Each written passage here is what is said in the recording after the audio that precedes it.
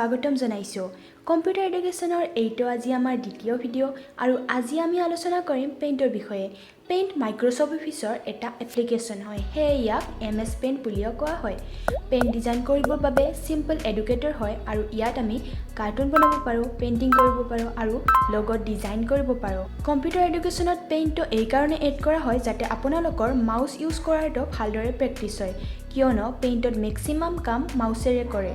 গতিকে আহক আমি ভিডিওটো আৰম্ভ কৰো পেইণ্ট ওপেন কৰিবৰ বাবে প্ৰথমতে স্টাৰ্ট বটনত ক্লিক কৰক মেনুত উইন্ডোজ এক্সেসৰিজত যাব যত আপুনি উইন্ডোজৰ গোটেইখিনি সফটওয়্যাৰ পাই যাব উইন্ডোজ এক্সেসৰিজত যাই পাব পেইণ্টত এবাৰ ক্লিক কৰি দিব দেন পেইণ্ট ওপেন হৈ যাব পেইণ্টত প্ৰথমে আপুনি ইয়াৰ ফাংচন বুজিব লাগিব প্ৰথমতে ওপৰত এইটো হৈছে টাইটেল বাৰ আপুনি ফাইলটোৰ যি নাম ৰাখিব হেইটোই ইয়াত শো হয় যেহেতু আমি ফাইলটোৰ একো নাম দিয়া নাই হে লিখা আছে আনটাইটেলড ইয়াত এইটো মেনু আছে ইয়াত তিনিটা মেনু দিয়া আছে ফাইল হোম আৰু ভিউ প্ৰথমতে আমি ফাইলত ক্লিক কৰিম ইয়াৰ প্ৰথম অপচনটো হৈছে নিউ শৰ্টকাট কন্ট্ৰোল এন সকলো প্ৰগ্ৰামত নিউৰ এটাই কাম নিউ ফাইল ক্ৰিয়েট কৰা সেকেন্ডত আছে ওপেন সকলো প্ৰগ্ৰামত পেনৰ কাম গটে ক্ৰিয়েট কৰা ফাইল ওপেন কৰা শৰ্টকাট কন্ট্ৰোল ও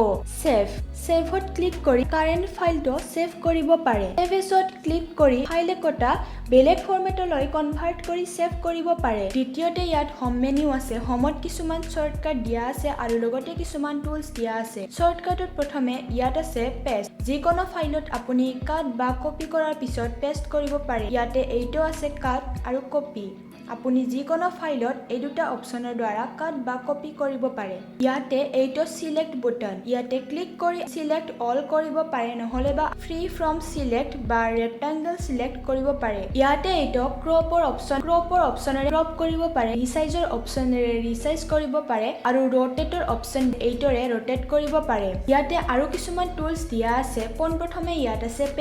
পেন্সিলেৰে আপুনি পেন্সিলৰ নিচিনাকৈয়ে ড্ৰ কৰিব পাৰিব দ্বিতীয়তে আছে ইৰেজাৰেৰে ইৰেজ কৰিব পাৰিব আৰু ইৰেজাৰৰ সাইজ কিবোৰ্ডত কন্ট্ৰোল প্লাস কৰি ডাঙৰ কৰিব পাৰিব আৰু সাইজ কমাবলৈ কন্ট্ৰোল মাইনাস কৰিব লাগিব আৰু ইয়াতে শেপ কিছুমান দিয়া আছে এই শেপবোৰৰ দ্বাৰা আমি বিভিন্ন ধৰণৰ শেপ ড্ৰ কৰিব পাৰো আমি প্ৰথমতে সাৰ্কেল এটা ড্ৰ কৰি লৈছো ফিল উইথ কালাৰ অপচনৰ দ্বাৰা কালাৰ কৰিব পাৰো এতিয়া আমি স্কয়াৰ এটা ড্ৰ কৰি লম আৰু কালাৰ পিকাৰৰ দ্বাৰা কালাৰটো লৈ স্কয়াৰত ফিল কৰিম ইয়াত আছে এইটো টেক্সট এইটোৰে আমি টাইপ কৰিব পাৰো যেতিয়া আমি টেক্সট সিলেক্ট কৰো টেক্সটৰ অপচন বেলেগকৈ আহে টেক্সটত থকা অপচনৰ দ্বাৰা আমি টেক্সটৰ সাইজ চেঞ্জ কৰিব পাৰো আৰু ইয়াত দিয়া ফন্ট অপচনৰ দ্বাৰা আমি টেক্সটৰ ফন্ট চেঞ্জ কৰিব পাৰো ফন্ট চেঞ্জ কৰাৰ পিছত আমি ইয়াত দিয়া বোল্ড অপচনৰ দ্বাৰা লেটাৰ কেইটা বোল্ড কৰিব পাৰো আৰু কালাৰ অপচনৰ দ্বাৰা কালাৰ চেঞ্জ কৰিব পাৰো আৰু ইটালিক আৰু আন্ডাৰলাইন অপচনৰ দ্বাৰা টাইপ কৰাখিনি ইটালিক আৰু আন্ডাৰলাইনও কৰিব পাৰো ম্যাগনিফায়াৰ অপচন সিলেক্ট কৰি মাউসত